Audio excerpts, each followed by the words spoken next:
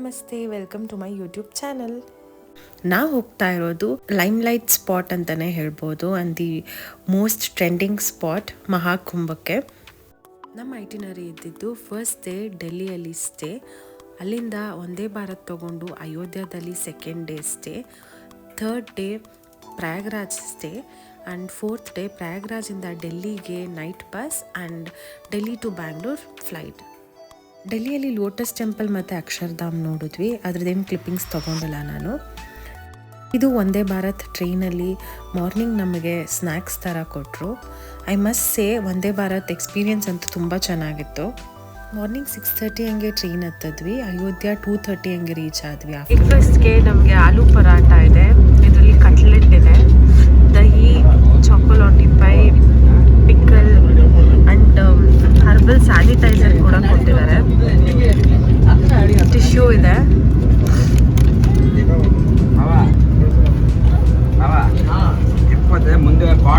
ಹೆಂಗಿದೆ aunty paratha?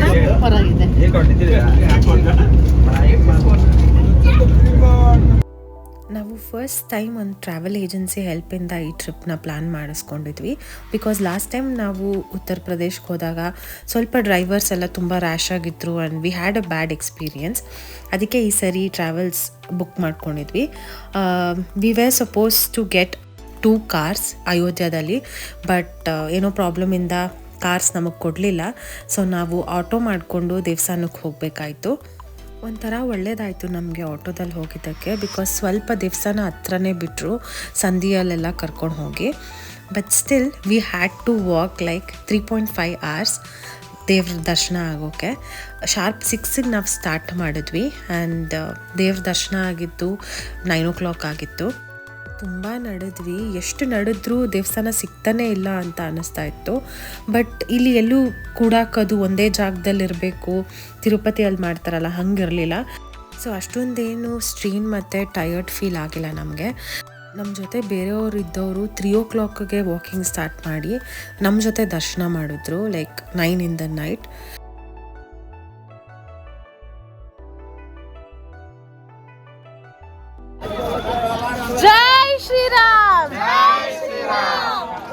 So 15 to 16 kilometers ತನಕ ಇಷ್ಟೇ ಜನ, ಇಷ್ಟೇ ರಶ್ ಇತ್ತು.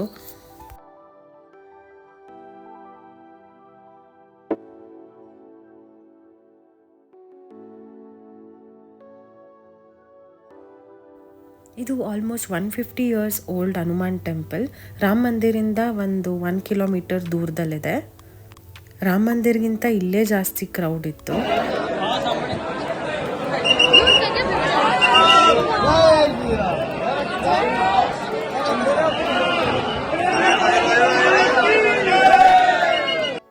ಅಷ್ಟು ರಶಲ್ಲೂ ನಮ್ಮ ಭಾವ ಮ್ಯಾನೇಜ್ ಮಾಡಿ ದೇವ್ರದ್ದು ವಿಡಿಯೋ ತೊಗೊಂಡಿದ್ದಾರೆ.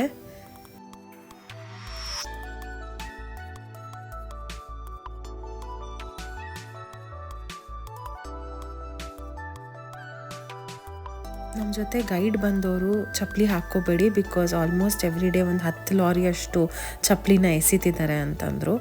ನಾವು ಬೈಕೊಂಡ್ವಿ, ಬಿಕಾಸ್ ಬೇರ್ ಫೂಟಲ್ಲಿ 9 to 10 kilometers ನಡೆದ್ವಿ ಆವತ್ತು.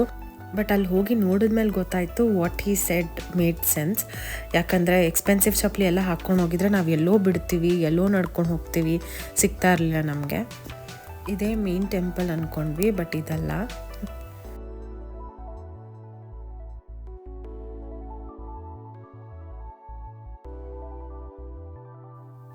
So here is the Rama mandir, Rama ಜನ್ಮಭೂಮಿಯಲ್ಲಿರುವ ನಮ್ಮ ರಾಮನ ದೇವಸ್ಥಾನ.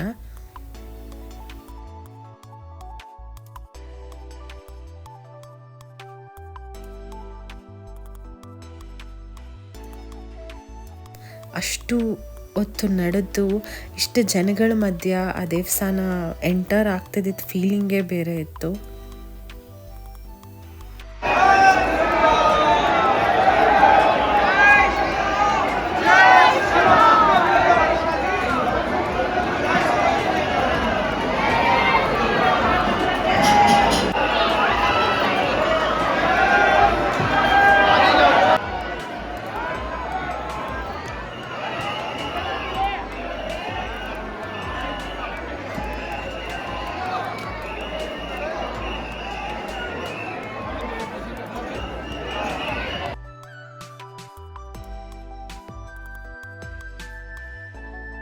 ಸೊ ಚೆನ್ನಾಗಿ ದರ್ಶನ ಆಯಿತು. ವಾಪಸ್ ಬರಬೇಕಾದ್ರೆ ನಮಗೆ ಈ ರಿಕ್ಷಾ ಅಲ್ಲೇ ಸಿಗುತ್ತೆ, ಜಾಸ್ತಿ ನಡೆಯೋಷ್ಟಿರಲ್ಲ. ಬಂದು ಇಲ್ಲಿ ಡಿನ್ನರ್ ಮಾಡಿ we rested for the day. ನಾವು ಬೆಳಗ್ಗೆನೆ ಹೊರಟು ಪ್ರಯಾಗ್ರಾಜ್ ರೀಚ್ ಆಗಿಬಿಡೋಣ ಅಂತ ಪ್ಲಾನ್ ಮಾಡ್ಕೊಂಡಿದ್ವಿ. ಬಟ್ ನಮ್ಮ ಟ್ರಾವೆಲ್ಸ್ ಅವರು ಏನೋ ಪ್ರಾಬ್ಲಮ್ ಆಯಿತು ಅಂತ ಹೇಳಿ ಮಧ್ಯಾಹ್ನ 2:15ಗೆ ಕಾರ್ಸ್ನ ಕಳಿಸ್ಕೊಟ್ರು. ಅದು ಒಂದು ಚಿಕ್ಕ ಕಾರು. ಇಲ್ಲಿ ಇವರು ಲಗೇಜ್ ಸಾಲ್ತಾ ಇಲ್ಲ, ಒಂದು ಕಾರ್ ಚಿಕ್ಕದಿದೆ, ಒಂದು ಇನೋವಾ ಇದೆ ಅಂತ ಪರದಾಡ್ತಾ ಇದ್ರೆ ಅಲ್ಲಿ ಲೇಡೀಸು ಫೋಟೋ ಶೂಟ್ ಮಾಡ್ಕೊತಾ ಇದ್ದಾರೆ ಒಬ್ರಾದ್ಮೇಲೆ ಒಬ್ರು. ಫಸ್ಟ್ ಆಫ್ ಆಲ್ ಅವ್ನ ಜೊತೆ ಹೋಗ್ಬೇಕಾ ಬೇಡ, ಟ್ರಾವೆಲ್ ಏಜೆಂಟ್ನ ಇನ್ನ ನಂಬೋದಾ ನಂಬಾರ್ದ? ಆಗಲ್ವಾ? ಹುಡುಗ್ಬಿಟ್ಟು ಬಿಸಾಕಿ ಎಲ್ಲ ನಮ್ ದುಡ್ಡುಗಳನ್ನ ಪೇ ಮಾಡೋಣ, ಅಲ್ಲಿ ಹೋಗ್ಬಿಟ್ಟು ಫಸ್ಟ್ ಬೆಂಗಳೂರು ಸೇರ್ಕೋಬೇಕು. ಇದು ನನ್ನ ಇಲ್ಲಿ ತನಕ ಚೆನ್ನಾಗಿದ್ದಿದ್ದು ನಮ್ಮ ಟ್ರಿಪ್ಪು ಪೂರ್ತಿ ಯೂಟರ್ನ್ ತಗೊಳ್ತು. ಇಲ್ಲಿ ಏನು ಡೀಪ್ ಡಿಸ್ಕಷನ್ ನಡೀತಿದೆ ಅಂತಂದರೆ, ನಾವು ಅಷ್ಟು ಕಷ್ಟಪಟ್ಟು ಚಿಕ್ಕ ಕಾರ್ ಇದ್ರೂ ಹೆಂಗೋ ಲಗೇಜ್ ಅಡ್ಜಸ್ಟ್ ಮಾಡ್ಕೊಂಡು ಪ್ರಯಾಗ್ರಾಜ್ ರೀಚ್ ಆಗೋಣ ಅಂತ ಅಂದರೆ ಕಾರ್ ಓನರ್ಸ್ ನಮಗೆ ಕಾಲ್ ಮಾಡಿ ನಮಗೆ ಟ್ರಾವೆಲ್ ಏಜೆನ್ಸಿಯಿಂದ ಫುಲ್ ಪೇಮೆಂಟ್ ಆಗಿಲ್ಲ, ಫುಲ್ ಪೇಮೆಂಟ್ ಆಗೋ ತನಕ ನಾವು ಕಾರ್ನ ಮೂವ್ ಮಾಡಲ್ಲ ಅಂತಂದರು. ನಮ್ಮ ಟ್ರಾವೆಲ್ ಏಜೆಂಟ್ ಯಾವ ಕಾಲ್ನೂ ರಿಸೀವ್ ಮಾಡಲಿಲ್ಲ. ನೆನ್ನೆ ನಮಗೆ ಅಯೋಧ್ಯದಲ್ಲಿ ಕಾರ್ಸ್ ಕೂಡ ಕಳಿಸ್ಕೊಡ್ಲಿಲ್ಲ ಅವರು. Delhi to Bangalore flights cancel ಆಗಿತ್ತು ನಮ್ಮದು. ಪ್ರಯಾಗ್ರಾಜಲ್ಲಿ ಬುಕ್ ಮಾಡಿದ್ದು ಹೋಟೆಲ್ ಕ್ಯಾನ್ಸಲ್ ಆಗಿತ್ತು. ಆಮೇಲೆ ಬೈದಿದ್ದಕ್ಕೆ ಯಾವುದೋ ಬೇರೆ ಹೋಟೆಲ್ ಬುಕ್ ಮಾಡಿಕೊಟ್ರು. ಟ್ರಾವೆಲ್ ಏಜೆಂಟ್ನ ಕೇಳಿದ್ದಕ್ಕೆ ಅಕೌಂಟ್ ಪ್ರಾಬ್ಲಮ್ ಇದೆ, ಯಾವ ಬುಕ್ಕಿಂಗ್ ಮಾಡಿದ್ವು ಅದೆಲ್ಲ ಕ್ಯಾನ್ಸಲ್ ಆಗಿದೆ ಅಂತ ಹೇಳಿದ್ರು. ನಮ್ಮ ಡ್ಯಾಡ್ ಕ್ಲೋಸ್ ಫ್ರೆಂಡ್ ಒಬ್ಬರು ಈ ಟ್ರಾವೆಲ್ ಏಜೆಂಟ್ನ ನಮಗೆ ರೆಫರ್ ಮಾಡಿದ್ದು. ಸೊ ಅವರು ಪಾಪ ಅಲ್ಲಿ ಟ್ರಾವೆಲ್ ಏಜೆಂಟ್ ಆಫೀಸ್ಗೆ ಹೋಗಿ ಅವ್ರ ಹತ್ರ ಜಗಳ ಮಾಡಿ ನಮಗೆ ಅಪ್ಡೇಟ್ ಮಾಡ್ತಾ ಇದ್ರು. ನೀವು ಕೇಳಿಸ್ಕೋಬೋದು ಕಾನ್ವರ್ಸೇಷನ್.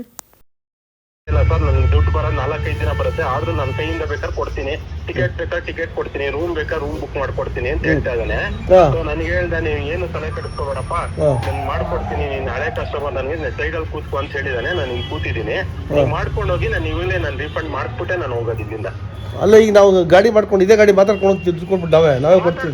ಮಾತಾಡ್ಕೊಂಡೋಗಿ ನಾನು ನಿಮ್ಗೆ ಪೇ ಮಾಡಿಸ್ತೀನಿ, ನಾನು ಇಮಿಡಿಯೇಟ್ ಮಾಡ್ತೀನಿ, ಪೇಮೆಂಟ್ ಮಾಡ್ತೀಯಾ? ಸರ್, ನಿಮ್ಮ ನಂಬರ್ ರೂಮ್ ಬಗ್ಗೆ ಪೊಲೀಸ್ ಅವ್ರು ಬಂದಿದಾರಂತೆ, ಯಾರೋ ಪ್ರೈವೇಟ್ 8 ಗಾಡಿನ ಅವ್ನು ಹಿಂಗೆ ಮಾಡಿದಾನಂತೆ. ಅದಕ್ಕೆ ಅಲ್ಲಿ ಅವರ ರಿಲೇಷನ್ಸ್ ಅವರು ಬ್ಯಾಂಗ್ಳೂರ್ ಪೊಲೀಸ್ ಅವ್ರನ್ನ ಕರ್ಕೊಂಡ್ ಬಂದಿದ್ದಾರಂತ ಅವ್ರ ಆಫೀಸ್ ಹತ್ರ.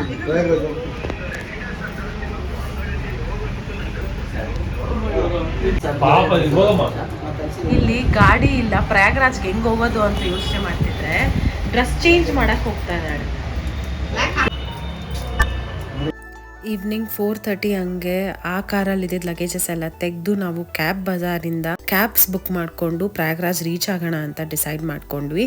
ಪ್ಲೀಸ್ ಗೈಸ್, ನಾವು ಮಾಡಿದ ತಪ್ಪು ಮಾಡಬೇಡಿ. ಯಾವುದೇ ಟ್ರಾವೆಲ್ ಏಜೆಂಟ್ ಆದರೂ ಎಲ್ಲ ರಿಸರ್ಚ್ ಮಾಡಿ ಬುಕ್ ಮಾಡಿ. ಬಿಕಾಸ್ ನಾವು ಮಾಡಿರೋ ವರ್ಸ್ಟ್ ಡಿಸಿಷನ್ ನಮ್ಮ ಲೈಫಲ್ಲಿ ಇದು. ದಿನ ತುಂಬ ಟ್ವಿಸ್ಟ್ ಆ್ಯಂಡ್ ಟರ್ನ್ಸ್ ಇದೆ ಈ ಟ್ರಿಪ್ಪಲ್ಲಿ. ನಾವು ಫೈನಲ್ ಆಗಿ ಪ್ರಯಾಗ್ರಾಜ್ಗೆ ಹೋಗಿ ಅಲ್ಲಿ ತ್ರಿವೇಣಿ ಸಂಗಮಲ್ಲಿ ಡಿಪ್ ಮಾಡಿ ಹೆಂಗೆ ಬ್ಯಾಂಗ್ಳೂರ್ ರೀಚ್ ಆದ್ವಿ ಅಂತ ನೆಕ್ಸ್ಟ್ ವ್ಲಾಗಲ್ಲಿ ತೋರಿಸ್ತೀನಿ. ಬಟ್ ಇಷ್ಟೆಲ್ಲ ಕಸಿವಿಸಿ ಮಧ್ಯೆ ಇದೊಂದು ಪೆಟ್ರೋಲ್ ಪಂಪಲ್ಲಿ ನೋಡಿದೆ ನಾನು. ಬಂದವ್ರಿಗೆಲ್ಲ ಬೆಲ್ಲ ಮತ್ತು ನೀರು ಕೊಡ್ತಾಯಿದ್ರು. ಸಚ್ ಎ ಸ್ವೀಟ್ ಜೆಸ್ಚರ್ ಅನ್ನಿಸ್ತು. ನೆಕ್ಸ್ಟ್ ವ್ಲಾಗಲ್ಲಿ ಸಿಗೋಣ. ಬಾಯ್.